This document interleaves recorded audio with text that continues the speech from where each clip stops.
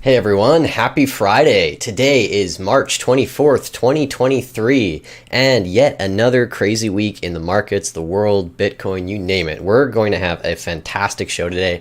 Thanks so much for tuning in, and yeah, let's jump into it. Real quick before we start, if you guys could just give this video a like down below, I'd really appreciate it. Just helps it reach more people. YouTube's algorithm works in mysterious ways. And secondly, I put a poll up in the live chat. I'm just curious. I'm not covering it today, but some of the news this week, of which there was a lot, was a short reporter named Hindenburg Research putting out a short report on Square, which if you've watched this show in the past, you know I actually have, a good amount of my net worth in Square stock, so that wasn't fun to see this week. But curious if you guys even want to have that story covered. If so, I'll cover it next week. If there's not enough interest, we can just talk about it in the Discord. All right, so yeah, what happened this week? So we didn't have another bank go under completely, but we did have some important news relating to all of it, and that is that the Fed came out at their FOMC every month or every 2 months or whatever they want to basically declare that they are going to raise interest rates another 25 basis points despite all this, banking crisis liquidity stuff going on. And they cited that, basically this stuff is under control. But the thing that's, kind of freaking people out a little bit, and the reason that some of the financial sector hasn't really bounced back is that between the Treasury and the Federal Reserve, no one's really being certain about whether or not banks that aren't considered significant are going to have all of their deposits insured or not. And so that's why you've seen some stocks this week, like First Republic Bank, which was one of the ones that also fell 70-80% with Silvergate and Silicon Valley, not really make a bounce back because there is that kind of uncertainty. So we're going to dive into that a little bit, what the Fed rates implications mean, some of the stuff they were saying in that meeting. We're going to dive into what is going on the other side in Europe. In France right now, they're having massive protests over the pension age being raised, and that kind of ties in, I think, a lot to what's going on with rates. And then we'll dive into some quickie news. And yeah, last week I tried out a little thing where I chugged some hot sauce on air, and we're going to call it Julian's Spicy Take. So we're going to keep doing this until I can work my way up to like maximum Scoville hot sauce and still deliver something cohesive. It's like a one-man hot ones, basically. So yeah, thanks for tuning in. That's my my wild show. All right. First off, we'll go back to kind of what I was doing a little bit in previous shows, which is just some market observations, just some quick charts here. The thing that I've been watching the most as somebody who's interested in Bitcoin has been this Bitcoin dominance chart. And so for those who are not in the know, BTC.D, which is something that you can chart on TradingView, measures the percentage of all cryptocurrencies and how much Bitcoin is in terms of market cap. So, whatever this percentage is exactly how much of the entire crypto space Bitcoin takes up. And as you can see from last week, it's just exploded upwards. Bitcoin took over, 4 to 5% of the entire crypto space. It gained that much dominance over last week. And a lot of that, I think, is linked to outflows from stablecoins. As we know, if you look at the top 10 cryptocurrencies, 3 of them are stablecoins, which US dollar coins. And a lot of people kind of got a little bit panicky with the whole Silvergate, God, they all start with SI. It's kind of annoying, actually, if you think about it. Silvergate, Silicon Valley, Signature. I don't know. It's weird. The cursed trio, I guess.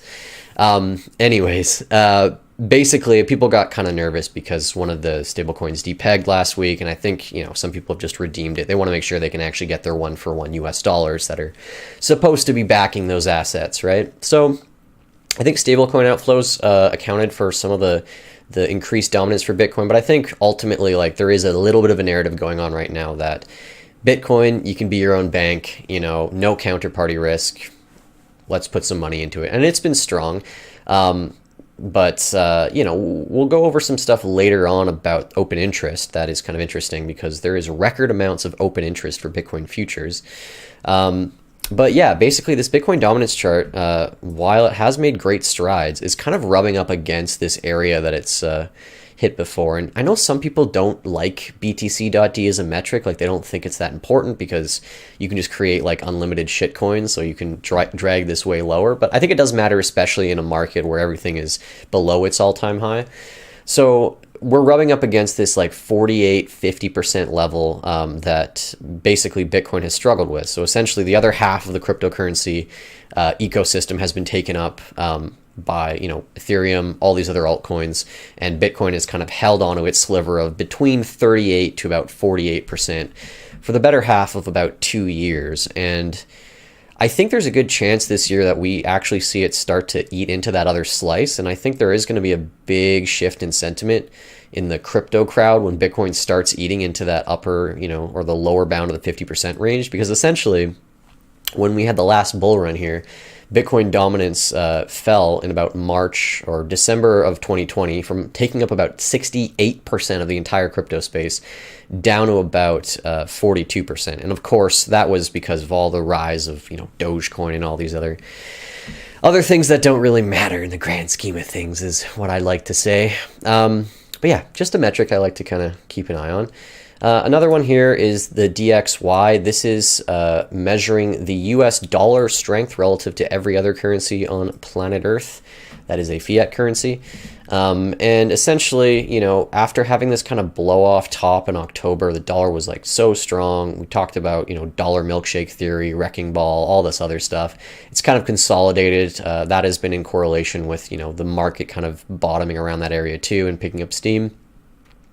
And we saw a little bounce earlier in February, kind of been pulling back for a while, and now it kind of looks like we're looking for a weekly higher low. So I'm looking for the dollar to kind of tighten up a little bit, and then, whatever that break is, I think will dictate the strength of the dollar relative to other currencies for a while. And then Bitcoin versus the dollar itself is kind of heading up to this bottoming area that we had back in summer of 2021. After the first Bitcoin blow off top, we kind of bounced around and touched this like 28, 29K range. And now that we're under all that, we're kind of rubbing up against it as resistance. I'd like to see it break over that. Of course, if you watch the live stream recap, my prediction for this year wasn't much. I kind of just said, I think, Bitcoin will top between 30 to 40K, and then we'll just, slush around kind of boringly. But, the stuff that's been going on in the last few weeks is anything but boring. So I don't know if that's going to stick. All right, moving away from charts, fundamental news. What happened this week? So FOMC came. This was, I would say, probably one of the most uncertain FOMCs in a while. People were thinking, after this whole banking crisis and, the Fed undoing quantitative tightening to the tune of like 300, 400 billion, why would they raise rates? That seems like to go in the wrong direction. You can't, have your cake and eat it too, maybe. So everyone was thinking, maybe they're going to cut. Maybe they're going to just keep rates flat. And then as we got closer to the date, more people realized that as less chatter leaked out of the Federal Reserve, that it was clear that they were going to just do what was kind of predicted before the banking crisis, which was another 25 basis point raise. And so their justification for this, the reason that they did this, despite a couple metrics in the U.S. showing that there's a bit of disinflation, is that essentially there are some sticky components to inflation that they're worried that they can't really get down. And so their one blunt tool is to raise interest rates, make it hard for people to borrow money, slow down the economy, get the unemployment rate up a little bit, because it is very low on their metrics. The thing that's sticking, the reason that, CPI, which is this shitty metric we'll talk about later too, about measuring inflation. The reason that it's sticking, it looks like, when you break down the components, is that services are increasing in price. And so that is basically, it comes down to wages, when you're paying for XYZ task for someone. That is not disinflating like all the other things are in CPI. So energy prices have come down a lot since summer last year. The price of a lot of different foods has kind of disinflated.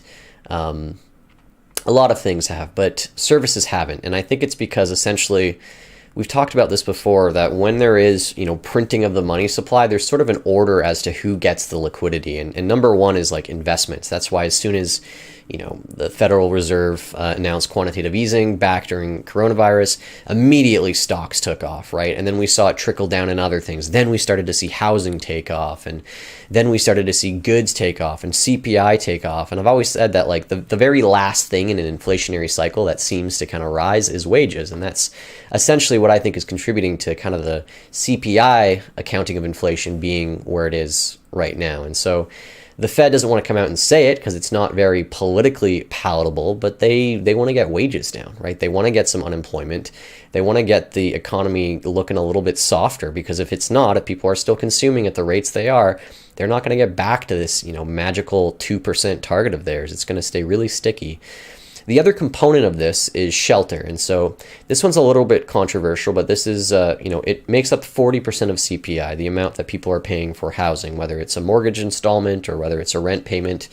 The problem with it is that the metric that they use to calculate housing, it's a very lagging metric. So what they're doing is they're taking like a 12-month rolling average of, house prices or financing costs.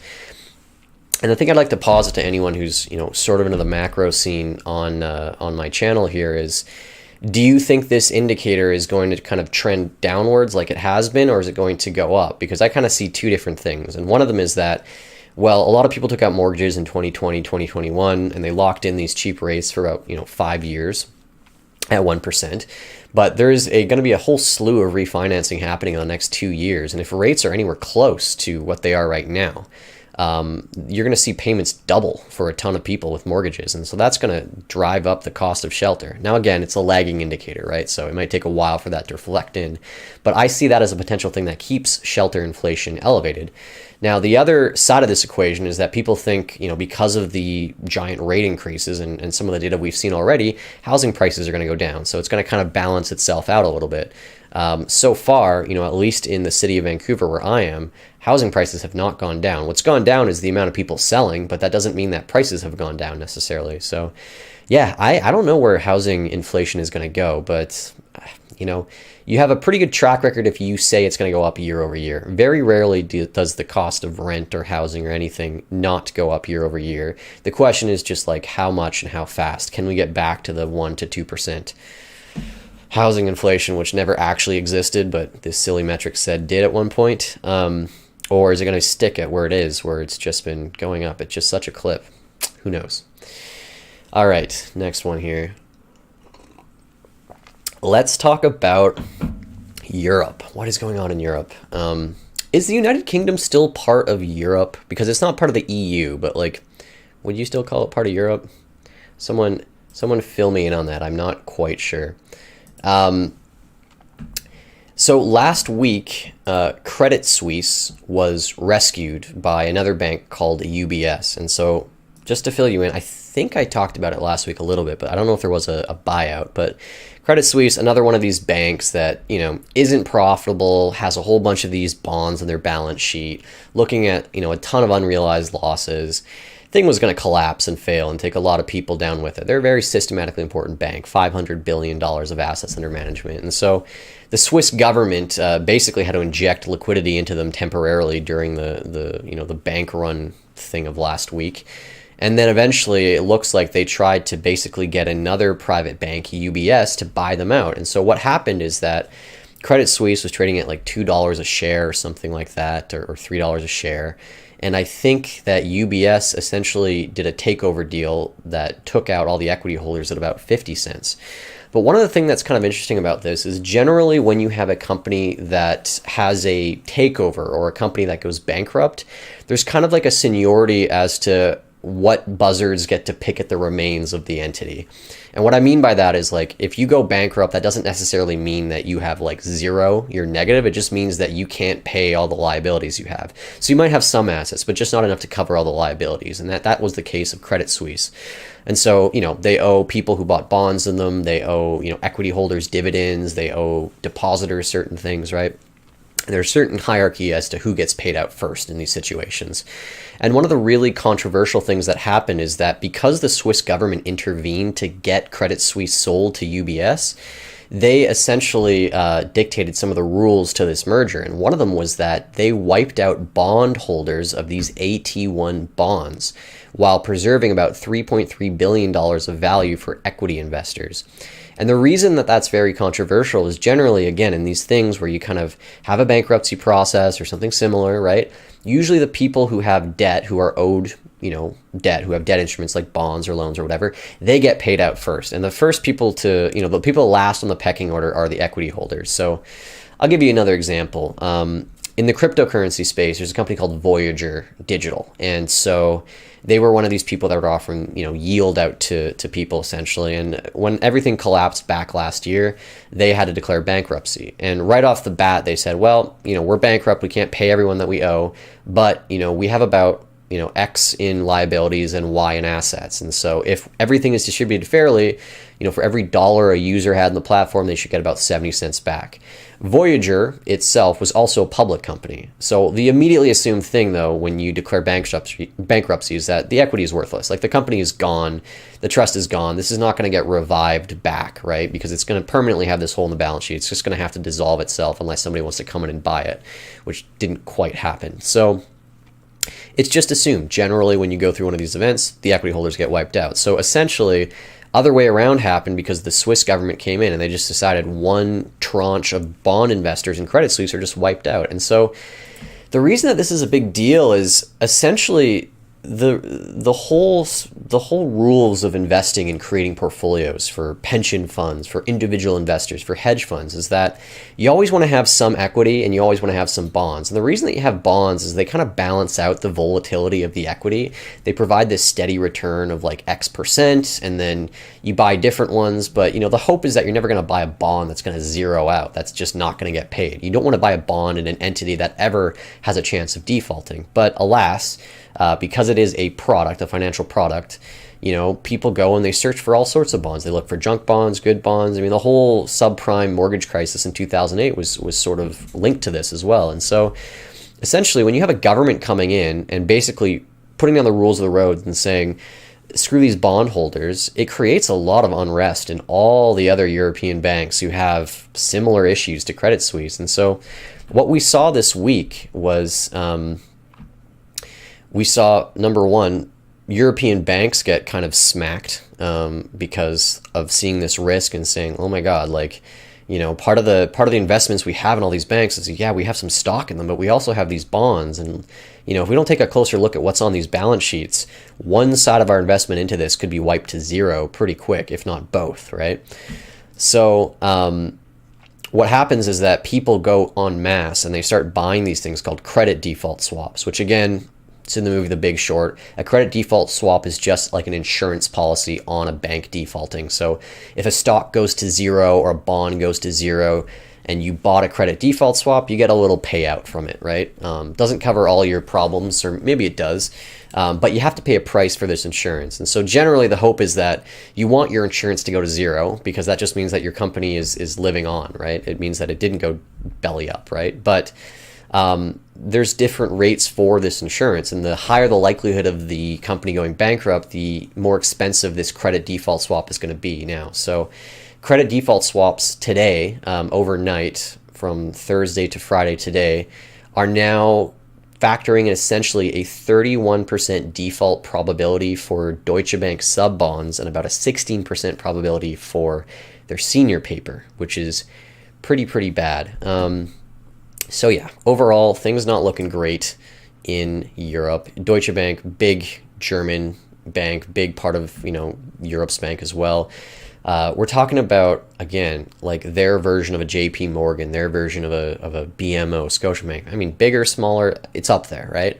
Things just dropping 14% overnight, trading like a shit coin. Everyone's thinking, oh, Bitcoin's too volatile. And I always just, it's just crazy to watch these big institutions with all these financial experts, these centralized entities trade like they're, a penny stock. It's just, it's bonkers to me. Now, going back to a little story we had back in October, the UK is starting to have some problems. And so the lesson that we learned from the whole Silicon Valley breakdown was that don't invest in long duration treasuries if there's any indication that rates are going up. So all these banks, including Silicon Valley, they just piled their money into these bonds that were paying like 1% a year. And then when the rates went up, nobody wanted those bonds anymore. They wanted the new ones that paid higher, right? And so the old ones devalued, you lose the value in your collateral. And I didn't really put this together, but essentially, when the pension funds were in trouble in October of 2023, and we covered this story, it was probably under the same pretext, basically, that essentially, if we go back and we look at, let's just say, the 10-year yield on the U.S. 10-year bond, it kind of peaked out at around 4.3% back around October 10th. And October 6th was the time that the Bank of England had to come out and bail out these banks from going belly up, because all these pension funds were holding treasuries and X, Y, or Z. Everything is somewhat correlated to, whatever the US rate is. So there was this peak rate panic in October, and it was the same deal where essentially they had all these unrealized losses going on at pension funds, and that doesn't work for them because essentially pension funds have to draw down every single year to pay people's pensions, right? So, at least the banks, they can kind of hide their losses, unmarked in their portfolio as long as there's not a bank run. But when it comes to pension funds, they buy these bonds as things that they have to kind of have liquid and buy and sell. So they kind of hold and treat their bonds a little bit like equities. So they're expected to come in and out of them. And obviously, with the huge drawdown in bond prices because of the rise of yields, they were in a pit, and essentially, a $1.5 trillion drop in Britain's liability-driven investment funds, and this is back in 2022. So this isn't good. And another reason this isn't good is the UK has a whole other story when it comes to inflation versus what we have over here. So according to the official data, our inflation rate is going down, right? So we kind of peaked out in summer of last year, and we're seeing this disinflation. When you go over the other side of the world to Europe, in the UK specifically, they're getting 10.4% inflation. That is wild. That is double digits, food, energy, all this stuff. And, their rates are about the same as ours, if not, I think, a little bit lower. So the Bank of England is way behind the curve, right? At least where we are here, we have 6% CPI. And interest rates are 5%. So the Fed is kind of caught up a little bit to that CPI number. Huge gap between, what the interest rates are in the UK versus what their inflation is. And so as they continue to have to fight this, and they might have to fight it with more firepower than the Fed if their rates are this high, you're going to see more problems with these banks. They're going to need liquidity. The pension funds are going to have a hard time because they're constantly drawing down. And not only are they drawing down against, losing assets, but they have to draw down based on the rate of inflation. So the way that Social Security and all these things work kind of globally is that they tie it to inflation. So if you're getting a $2,000 pension in the year 2022 and inflation was, 7% for this year, you are expecting to get paid, $21.50 a month next year. So more money has to get drawn down to these pensions. And the question is just like, where is it coming from? And so when we look on the other side of the world, there's a whole other story going on, because I think this is spreading throughout Europe, and it's essentially that France is having massive protests because they see the writing on the wall with what's going on with the money here and the assets and all that, and the pension funds' ability to pay out everything. And France's Prime Minister Macron, or President Macron, is trying to bypass their version of Parliament and essentially executive order in an increase in the retirement age in France. So they're trying to raise the retirement age in France from about 62 to 64, and there are just massive protests going on because of this. It essentially means that everyone's going to be having to pay more into the pension system, higher for a longer amount of time. The reason that Macron is doing this is because he's saying that, well, life expectancy is much longer now, so we have to move the system up to kind of account for that. And then also, low birth rates, like where's the money going to come from? We're going to have to do something here, or else we're going to just be running a deficit. So we got to tighten our belts a little bit.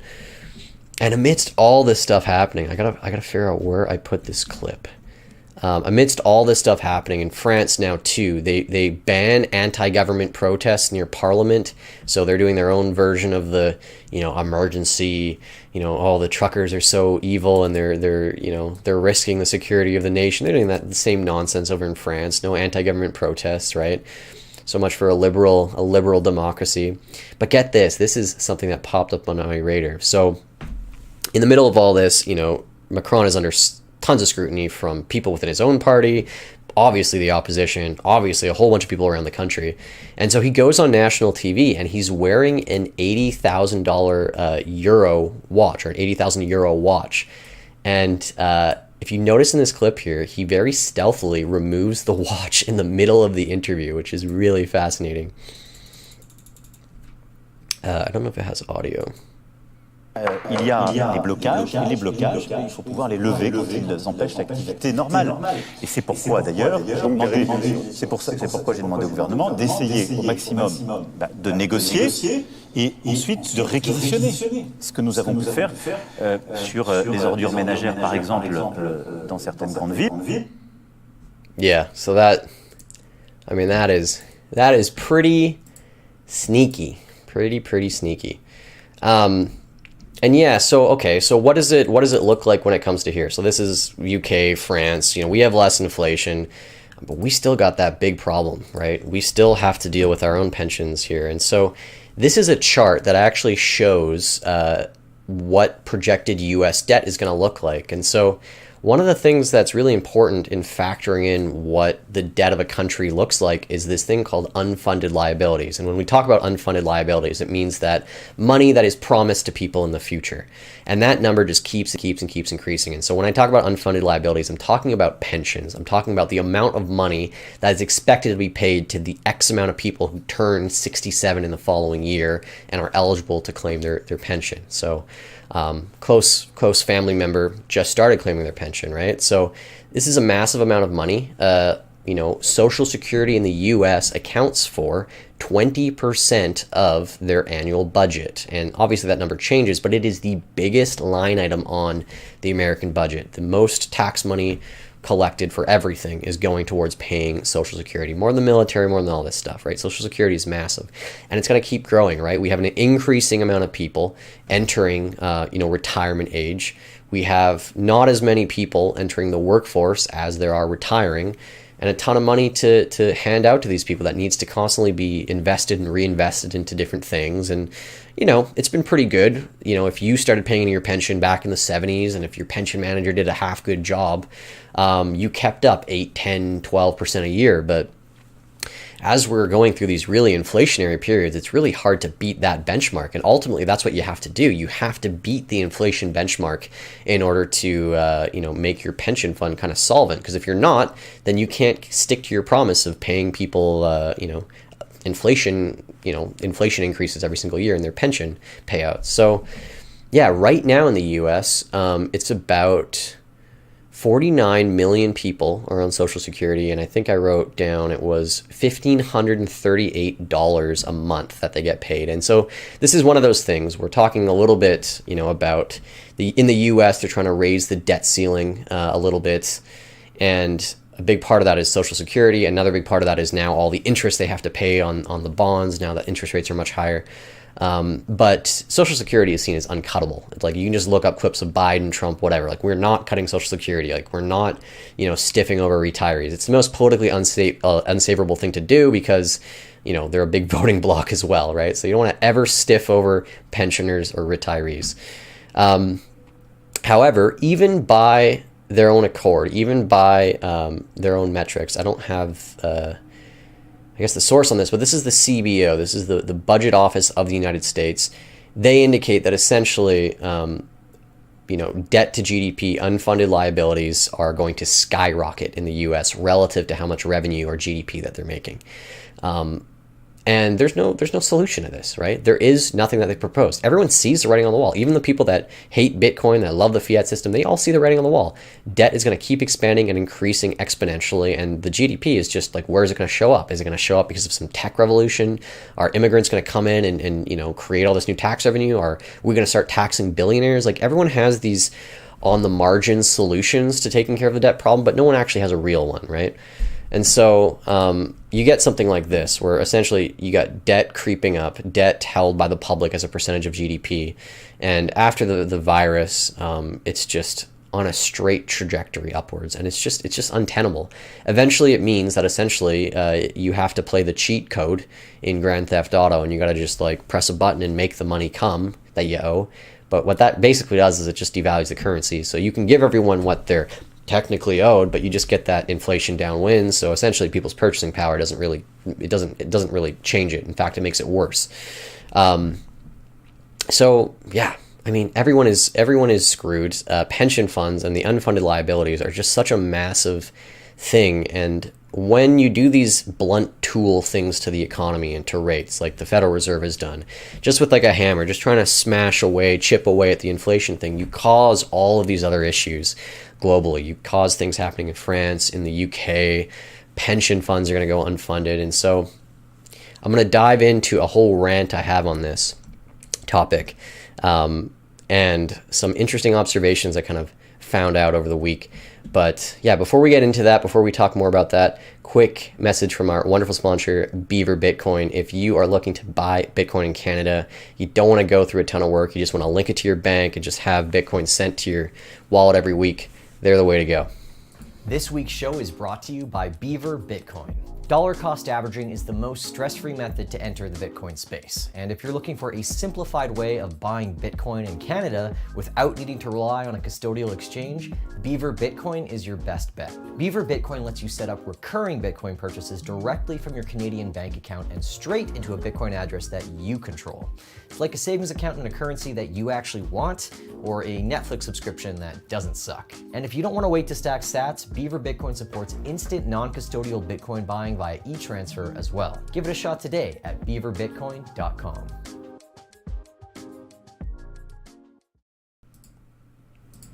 Okay, all right, time for my rant, which also means hot sauce. Here's the deal. I'm gonna bet myself something. I gotta get better with my spice tolerance. So I'm gonna have a sip of this. I have a thing of milk with me. If I chicken out and I have to have any of that milk over any period of time, the first person who sends me an invoice for 15,000 Satoshis, you got to do it only when I drink that milk. The first person to send me it, I'll timestamp it, I'll make sure I'll pay them out. But I'm going to do my best to not drink any milk. So spicy take coming up. All right. Woo! If you ever watch Hot Ones, I think this one is like, I think this is like the fourth or the third to the last one that they do. So it's got some heat to it. All right.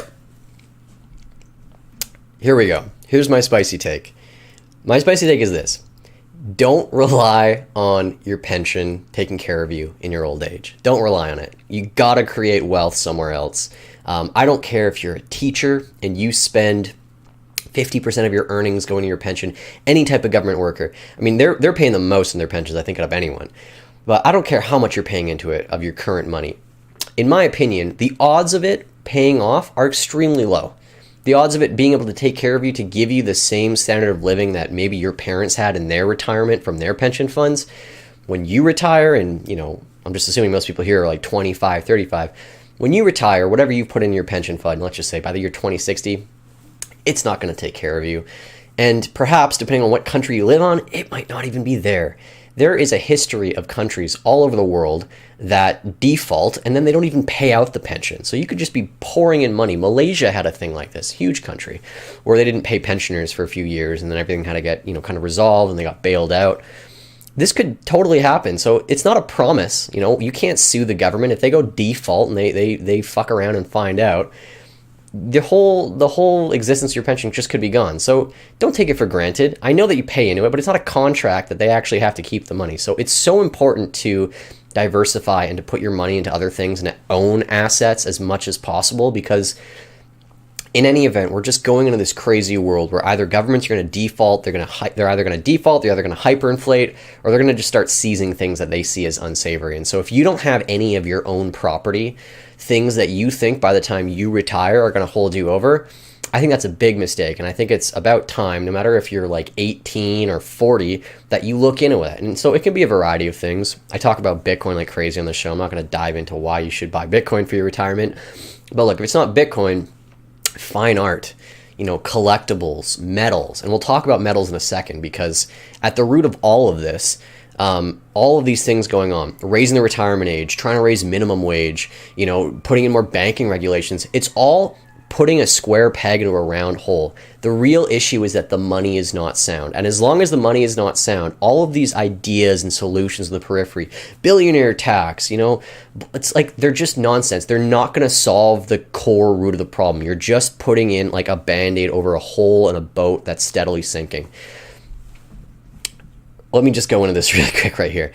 I was trying to figure out, okay, I know that in the year 1971, the US took their dollar off of the gold standard. And basically what that did is because the dollar was tied to the price of gold, gold had a fixed price. It was like $35 for several years. Before that, it was like 27, etc. But gold had this fixed price, right? Because it was linked intrinsically to the dollar.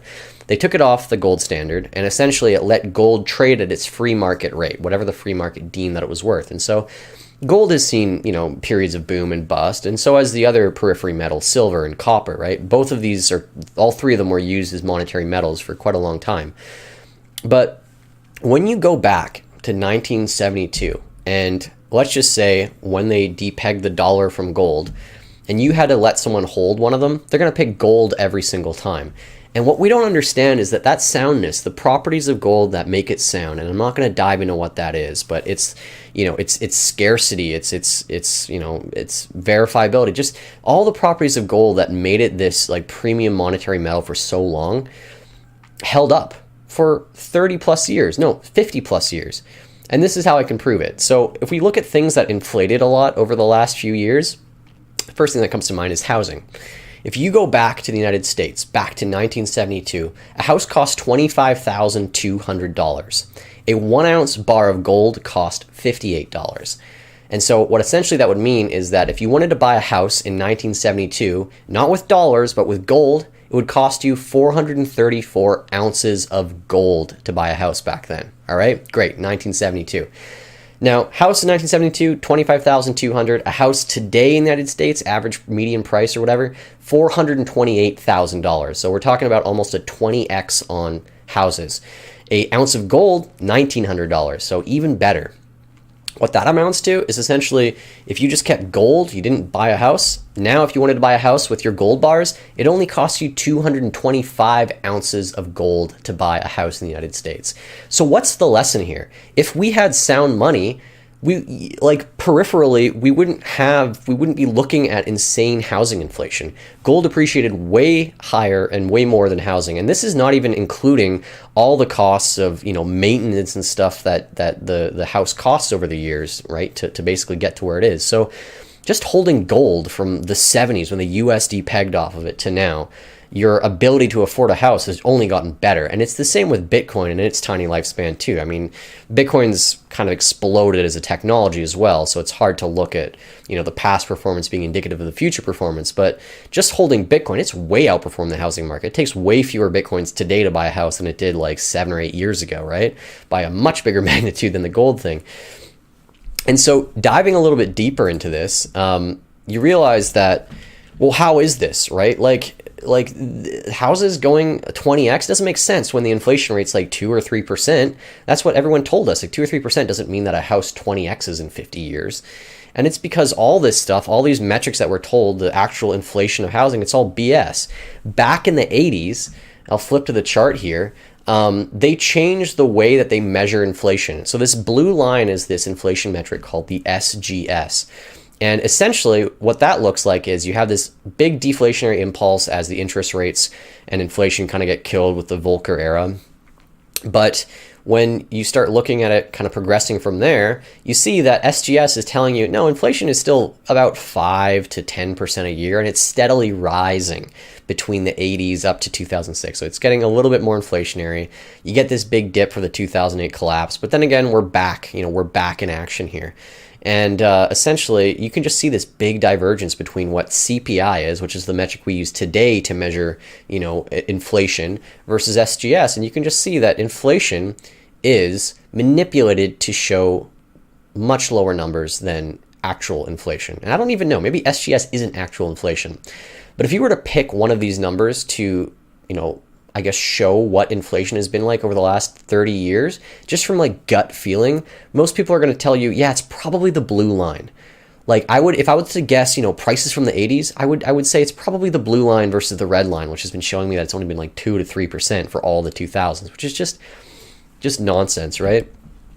And so at the end of all this, you have all these solutions. You have the government coming in and they're saying, oh, okay, we got to tax billionaires. You know, they're making too much money. Elizabeth Warren's out there slamming shadowy supercoders and all these scammers and bank regulations. And yes, yeah, they're issues. They're manipulating the system as well. But look, they're doing that because they're basically, that's their mandate. Their mandate is to make returns. So they're going to be caught up in all these things. And they've done terrible, terrible things. But it's like, it's not justified. But, you know, scolding them and plucking them out of the system is not going to fix it. Not going to fix it alone. And, you know, going around state by state and fight for 15 and all these things, they're just like periphery understandings of what the real issues are. And the greatest thing that I've seen in the last few days that really illustrates this point, and again, I'm not a big heavy metal guy. I think that metals are the last iteration of sound money, and I think Bitcoin is the future. But even just using the old iteration of sound money, silver, gold, in 1964, the minimum wage was $1.25, but that $1.25 was paid to you in silver quarters. In 2021, if you got the same wage and it was paid in those same coins you were getting back in the 60s, those coins would be worth $23. That would be your minimum wage. So we don't need minimum wages.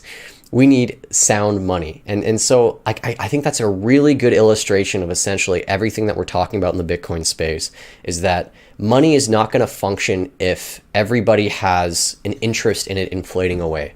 The government needs it to inflate to print their debt. Individuals need it to inflate away their debt, student loans, credit cards, whatever, right? At the end, it just hurts people in the lower rungs who have no savings, no assets, no way to tie themselves to the increasing cost of living. And sound money was people's ability to do that because it was ubiquitous. Everyone had a little bit of money, right? Back in the 50s and 60s, everyone could have a little bit of savings, even if it was like a couple dollars here and there, right? And over time, the economic value of those dollars would end up increasing because we'd go off the silver, we go off the gold standard, and you would just get the metal's face value, right? And you could just save in the metal. It's not that complicated. And a big reason that you didn't see inflation between the 1800s and the 1900s in the US, not only did they have a technological boom which made everything cheaper, but they had a sound money standard and they didn't have a Federal Reserve. So people had metal for money, and it worked for a very long time. And you can go back in history to the Greeks, the Romans, the Egyptians. Everyone's messed around with like metals as a form of money. But eventually what happens is the governments go ahead of themselves. They need to create money because they want to, get into things like wars. Wars usually are the things that bankrupt countries. And you can't do that if you can't get enough metal to pay for everything, right? So you go on a fiat standard, and it's all hunky-dory for a bit. When you're within it, you can't see the troubles for what they are. But yeah, it is what it is, and it's what we got. And there's a reason that everyone is pushing for a Bitcoin standard. And it's so hard to understand, I think, at first, how is Bitcoin as sound as something like gold? Like, it's not physical, it's this digital ledger thing or whatever.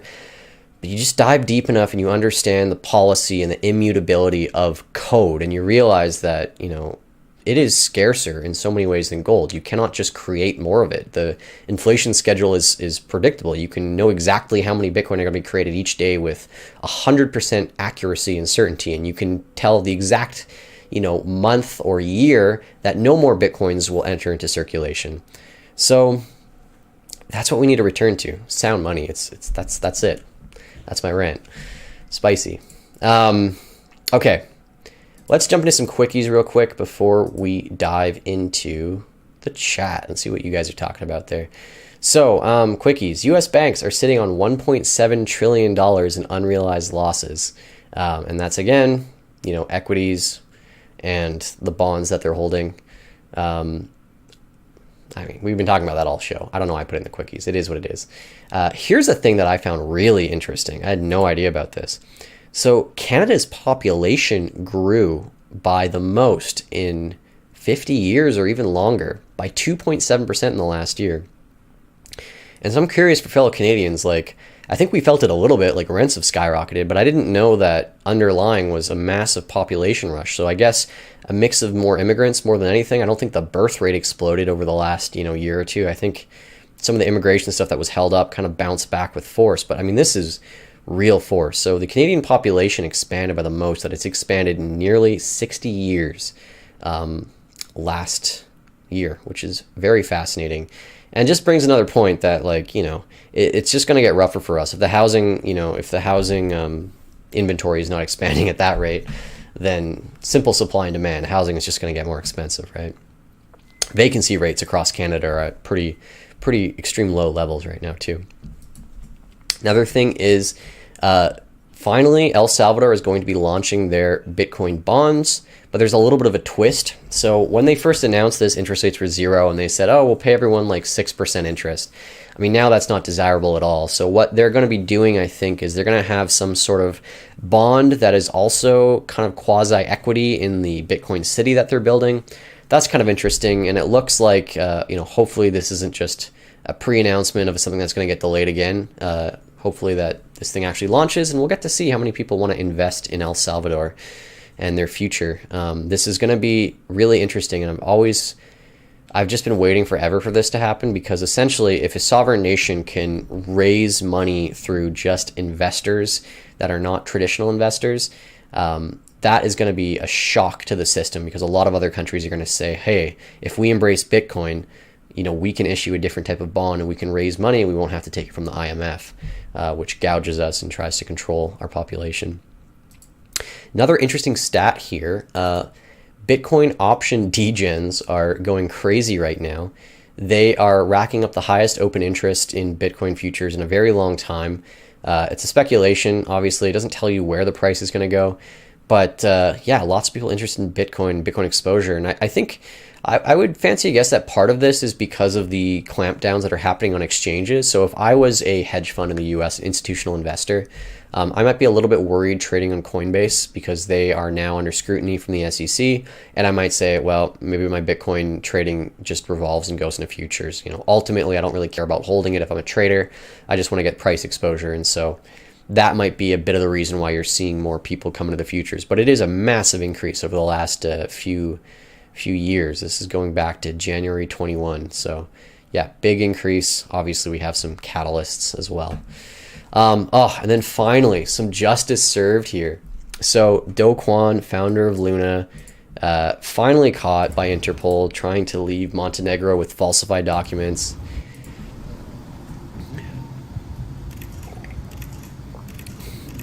There he goes. Bye-bye. Straight to jail.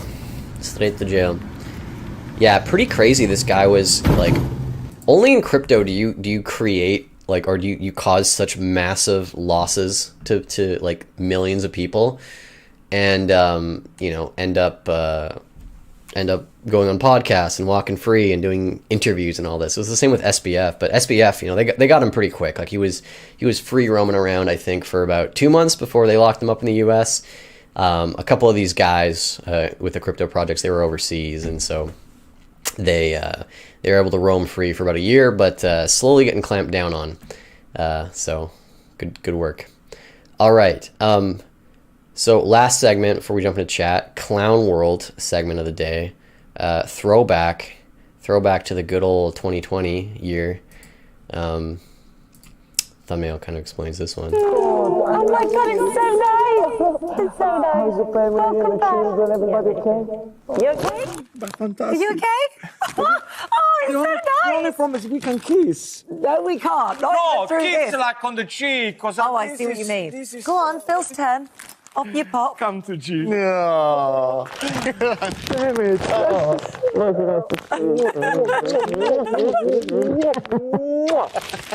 So Good to see you too. Great That's to see you. It is emotional. I like it, but I don't like it at the same time. This is 'cause it just- fantastic. Oh, thank you for giving me this emoji. Well, welcome back. Great. Welcome back. Thank you. Yeah, humans are pretty amazing creatures, I'd say. Oh man, that's just nuts. All right, uplifting story of the day, Bitcoin related. So this is like something that just broke out on Twitter, but so Greenpeace USA, great trustful organization, never has like a narrative or never speaks a false utterance. They paid an artist to create a sculpture that represents Bitcoin's harm to the environment. And they got this guy named, I think his name's like Von Wong. They got him to create this skull with Bitcoin laser eyes made out of like wires and parts for miners, and then they put these little, I guess like emission smoke chutes on the top of its head. And this is like what they're saying. They're like, some climate activists think Bitcoin is just fake internet money they can ignore. The truth, Bitcoin is causing dangerous amounts of real world pollution from its ravenous consumption of fossil fuels, all due to its outdated code. Been over this like a million times. Bitcoin is moving fast away from fossil fuels. In fact, if it was a country, it would have the cleanest mix of energy out of any country in the world. It's just like a bogus argument, essentially. But anyway, the guy who made this, seems pretty cool. He was paid some sum of money to make this. Greenpeace got $5 million from Ripple to essentially create this campaign against Bitcoin's energy usage, and they're trying to do this thing called change the code, right? Change Bitcoin's code to make it less energy intensive, even though that kind of just misses the whole point of Bitcoin. But anyways, the Bitcoin community is awesome, because at first I think people were like, what the hell? Like, we got to dispute all this. But eventually people realize, like, hold on a second, like, this is pretty metal. Like, look at that thing. That is pretty slick. And so all of a sudden, everyone on Bitcoin Twitter has been making this their profile picture and making stickers out of it and making their own sculpture versions of it and talking about like, oh, this is so cool. Like, this is actually, they're just like embracing it instead of it, playing how Greenpeace wanted to play it as, which is like an attack on Bitcoin. And even the artist who made it, he's an environmentalist artist, and he's like, I made this because I care about the environment and all that, and Greenpeace, said it was for this purpose. And a bunch of Bitcoiners who are also environmentalists, who understand that Bitcoin is actually a net positive for the environment in many ways, including the Mint Green video, which I made, that kind of covers how it works there, and then also reducing flaring emissions. And so he was reached out to by a bunch of environmentalist Bitcoiners. Instead of them flaming him and getting really angry, they said, hey, we would just like to teach you a little bit about this. And he came with open ears. He said, I rarely expect to find constructive comments on the internet, but the DMs have been worth the heat. And he's been learning all about, how Bitcoin is actually good for the environment, and actually, is willing to learn and be interested in this. And, who knows if his opinion will change or anything like that. But I mean, I think that's great. It's just like someone attacks you, and instead of taking it at face value and being offended by it and doing what Bitcoiners usually do, which is kind of this like angry reactionary thing, they've just embraced it, right? Like, and if you really think about it, like this thing is pretty fucking metal. So yeah, anyways, super cool. A win for Bitcoiners. That's my uplifting metal story of the week. And yeah, that's the show for the week. Thanks for tuning in, guys. Let's see here. Unable to connect to chat. Oh, you know what? I think my Gmail got logged out. Am I still streaming here? I don't even know.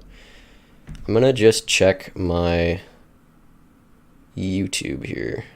Hopefully I didn't get booted out of my stream. Bear with me, gang.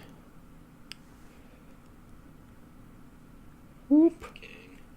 Okay, cool. I'm just gonna read your comments from my phone, because for some reason my Google account got logged out on my computer, which I'm streaming at right now. All right. UK is part of Europe, but no longer part of the EU. Okay.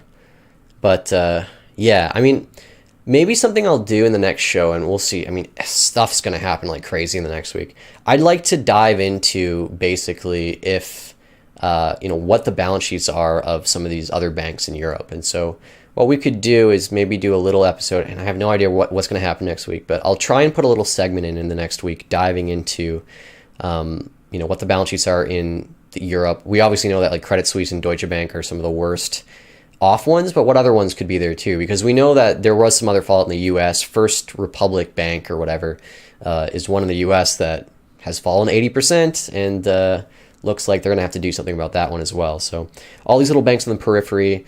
Again, the thing that even the people that are pro our current banking system and say it's stable, the one thing that they all acknowledge is that it's all just a confidence game.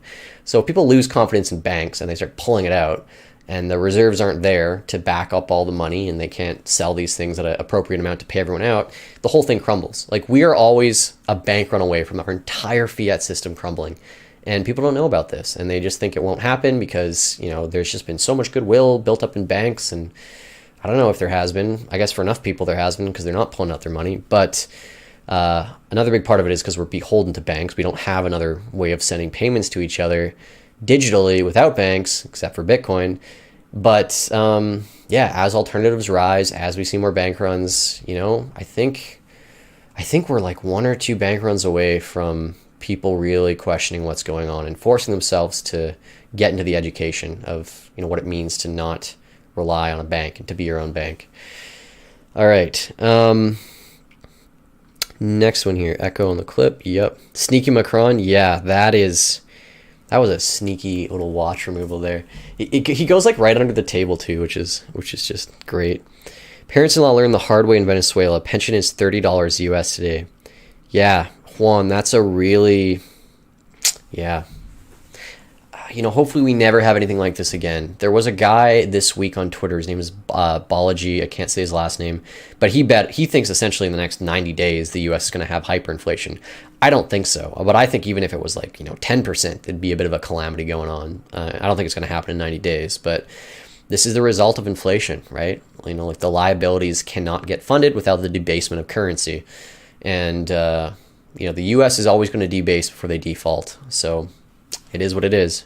So you got your bolivars that you put in, but turns out your bolivars are worth, infinitely less than they were when you, started paying into it. So that's brutal.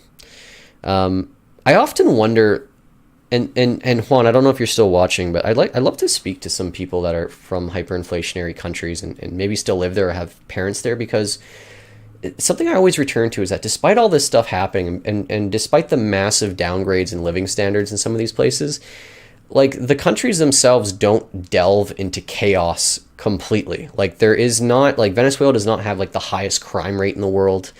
It does not have the highest poverty rate in the world. It's not good, but they have the worst inflation basically in the world. I think second to Zimbabwe, maybe. I don't even know. But, despite having like the worst money in the world, they don't have the other metrics that come along with that you would assume.